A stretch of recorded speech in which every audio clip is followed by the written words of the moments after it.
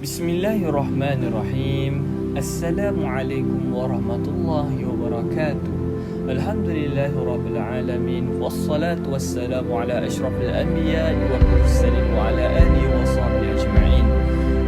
Alhamdulillah, bersyukur kehadrat Ilahi kerana kita diberi nafas dan diberi nikmat Islam bagi meneruskan kehidupan yang telah dikurniakan oleh Allah Subhanahu wa taala.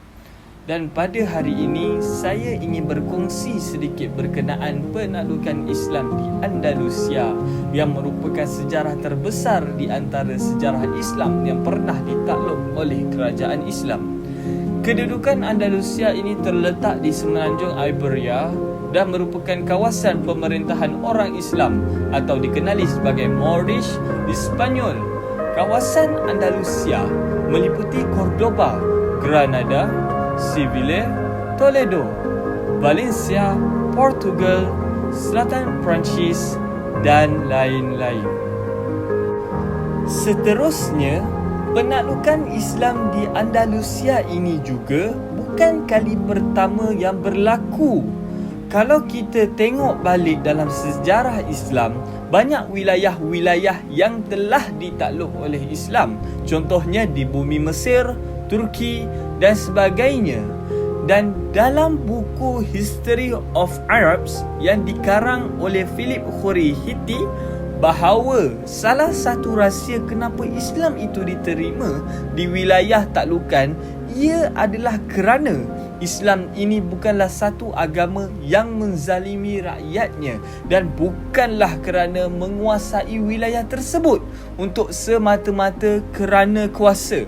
Oleh itu, banyak kita lihat orang yang berada di wilayah taklukan ini, mereka secara sukarela untuk memeluk agama Islam.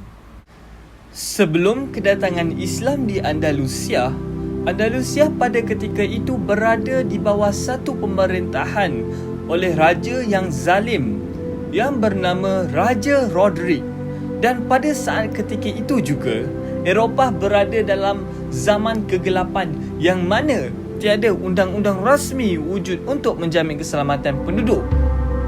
Raja Roderick merupakan sang penguasa Visigoths dan dikenali sebagai orang yang berperangai kasar serta dibenci oleh rakyatnya sendiri.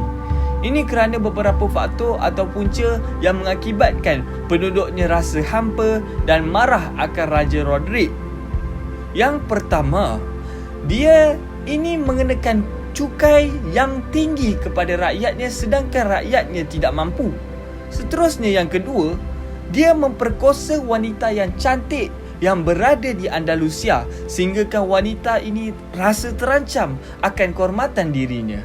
Selepas itu, yang ketiga, dia menguasai keseluruhan kekayaan negara sedangkan rakyatnya hidup dalam keadaan kemiskinan yang melampau. Rakyat Andalusia yang diwakili oleh kaum Julian, Count of Ceuta, meminta bantuan daripada umat Islam dan secara tidak langsung berjumpa dengan Musa bin Nusair.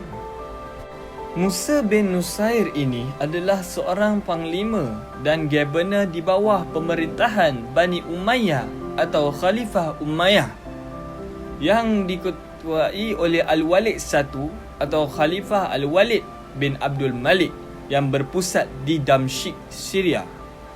Beliau terkenal kerana berjaya mengalahkan bangsa barbar Afrika Utara dan memerintah di situ sebagai governor yang menjadi wilayah Islam ketika itu. Pada mulanya, Musa bin Nusair rasa meragui akan kaum Julian ini sebab mungkin kaum Julian ini ada salah satu muslihat yang lain. Tapi kaum Julian berjaya untuk meyakinkan Musa bin Nusair dengan berkata, percayalah bahawa rakyat Andalusia itu sendiri mengalukan kedatangan umat Islam. Maka Musa bin Nusair memerintahkan Tariq ibn Ziyad untuk menjayakan misi menakluk Andalusia. Maka berangkatlah kapal-kapal yang membawa angkutan tentera yang diketuai oleh Tariq ibn Ziyad.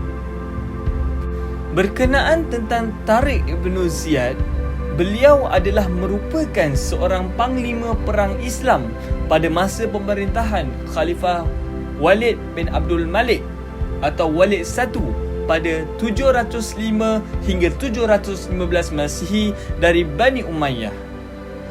Tariq Ibn Ziyad memasuki Andalusia daripada Morocco dan beliau mendarat di sebuah kawasan yang berbukit.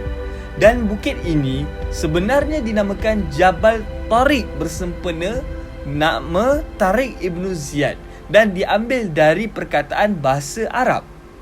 Sampainya Tariq Ibn Ziyad di bukit Gibraltar, terdapat satu kisah yang cukup masyhur, iaitu Tariq Ibn Ziyad menyuruh orangnya untuk membakar kapal-kapal yang membawa angkatan tentera sebanyak 12,000 orang tadi, dan beliau berkata, di depan kamu itu musuh, di belakang kamu itu laut.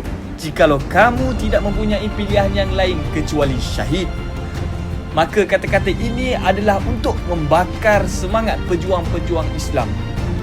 Maka dengan itu mereka segera menyusun kekuatan untuk menggempur pasukan kerajaan Visigoth Spanyol di bawah pimpinan Raja Roderick. Atas pertolongan Allah Subhanahu Wa Taala, 100,000 tentera Raja Roderick telah tewas di tangan pasukan Muslim. Raja Roderick pun menemui ajal di medan pertempuran ini.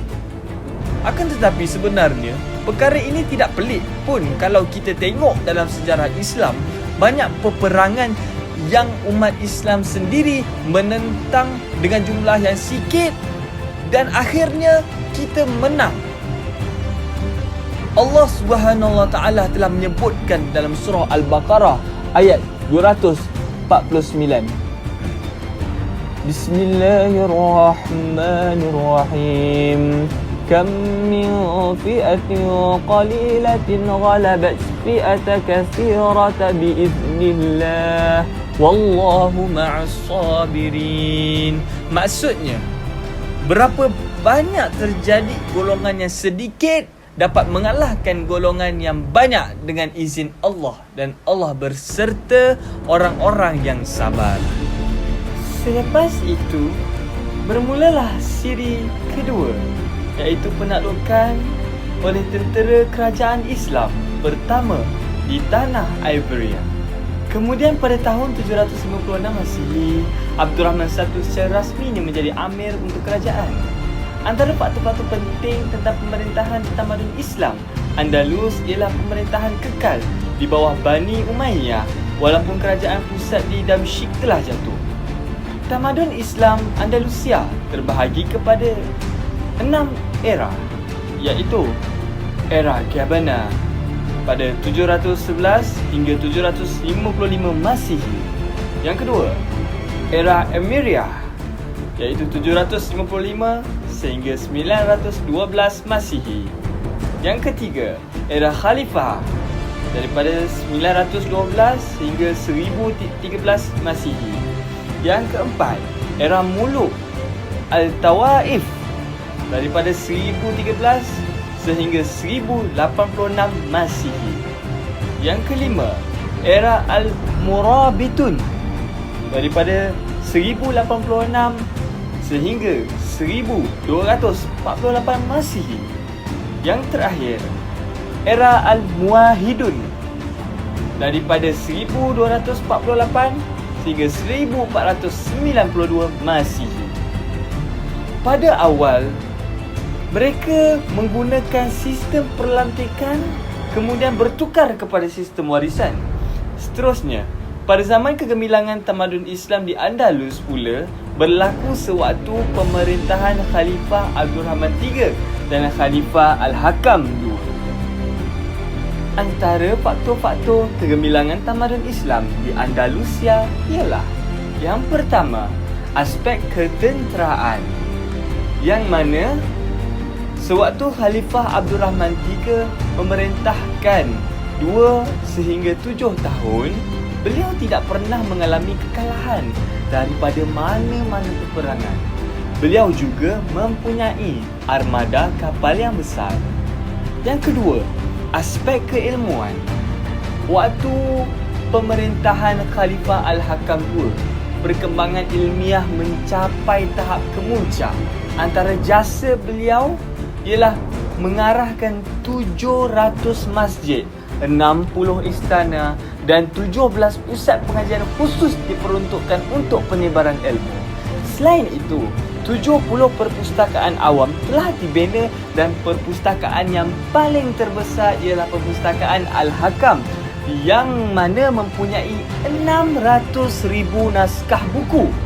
Beliau juga memperbesar dan mempertingkatkan University Cordoba sehingga menarik perhatian sarjana muda dan luar Eropah. Yang ketiga, aspek sosial.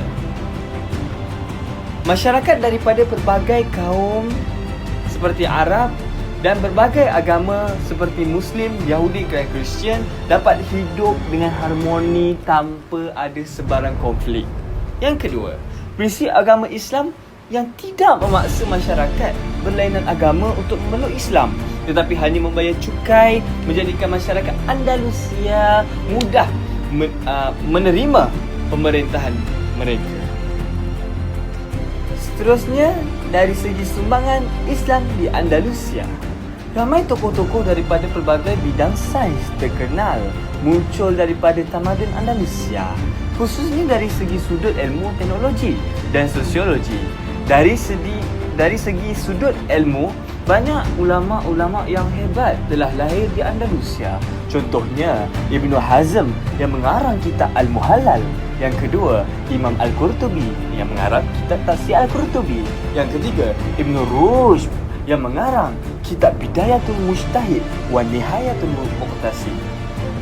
Dari segi sudut teknologi pula, Abbas Ibn Firnas merupakan seorang yang pertama yang mengasaskan ilmu penerbangan.